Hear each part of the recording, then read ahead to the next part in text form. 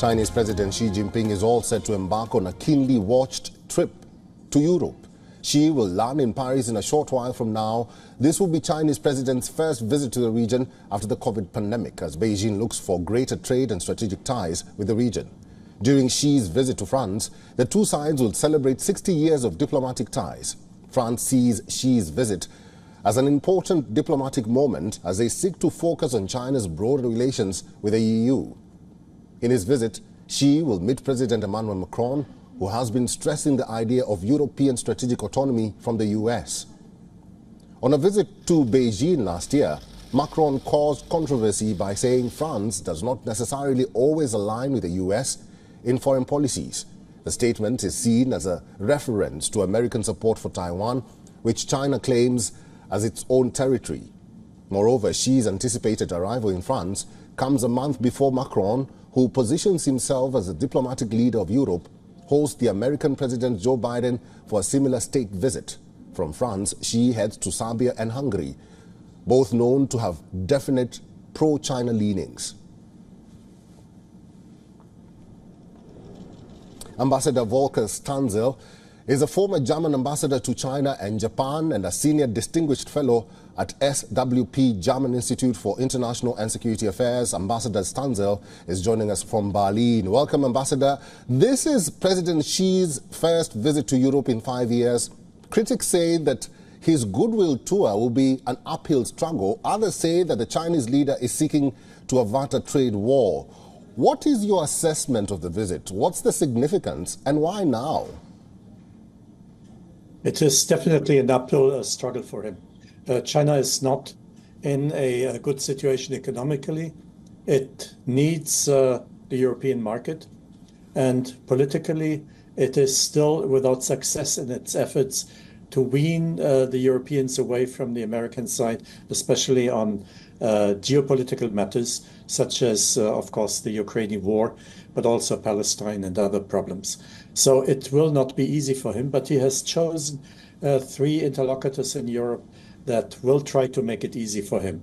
The first you mentioned yourself, President Macron, last year in April when he visited and talked to President Xi Jinping, indicated that he is of the opinion that strategically autonomous Europe should not in all matters, and of course the talk was about Taiwan, stand at the side of the United States. Ambassador, let's continue talking about that, because the Chinese leader has carefully chosen three countries, like you mentioned there, France, Serbia and Hungary, that to varying degrees embrace Beijing's push for a new global order. Could there be another reason for that? See if you can tie or even link the Ukraine-Russia war in that. Yes, well, I would not say that any of these three countries stands in any way strategically at the side of China. No, they are China-friendly, at least Hungary and Serbia are, because of their own economic interests in the first place. I mean, in the case of Serbia, both sides speak of an iron friendship between the two countries, indicated that they think their relationship holds promise, but that promise also mainly is economic in its character. So Serbia hopes for Chinese investments quite clearly, and it has been getting a lot, but not as much as it wanted. And for China, Serbia may be the gate into Southeastern Europe, not the EU, but Southeastern Europe. In the case of Hungary, of course, that is a central country in Europe, and it has always criticized European policies, critical of China. It has, in return, gotten a lot of investment. I think 15 billion euro presently being discussed, and that is quite a lot for a country of the size of Hungary.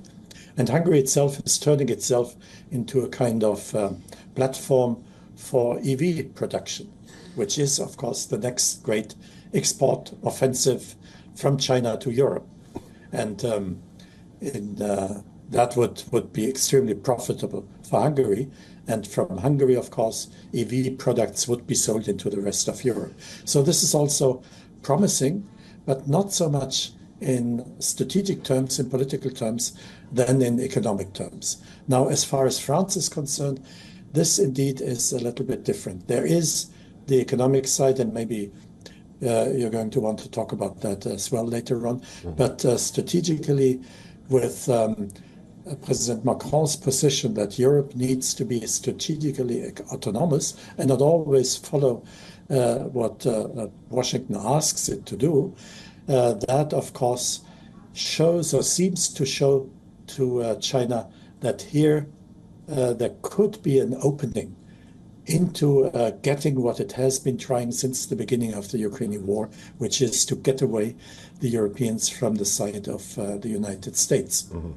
Now, on the other hand, if you look at the latest speech which President Macron gave, 2 hours he spoke about what he wants France to do in Europe, a leading power, of course, but he stressed very much that Europe that is patterned after his notions should not be one that is following the lines of China or Ukraine or Russia.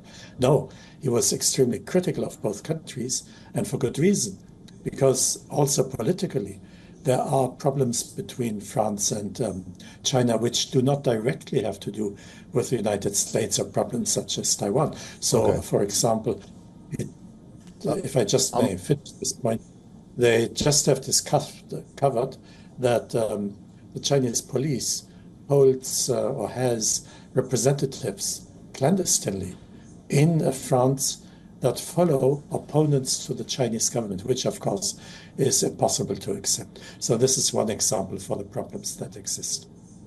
Ambassador, I'm running out of time, but very quickly, who seeks to gain more between Europe and China? Is it China or is it Europe? It is definitely, politically speaking, it would be China, because it has not made any headway politically, but economically it would be, I would say, very balanced if both sides made advances this time in their discussions. All right, I've been talking to Ambassador Volker Stanzel, who's a former German ambassador to China and Japan and a senior distinguished fellow at SWP German Institute for International and Security Affairs. Ambassador, thank you very much for talking to us today. Welcome. Thank you for the invitation. For all the latest news, download the WION app and subscribe to our YouTube channel.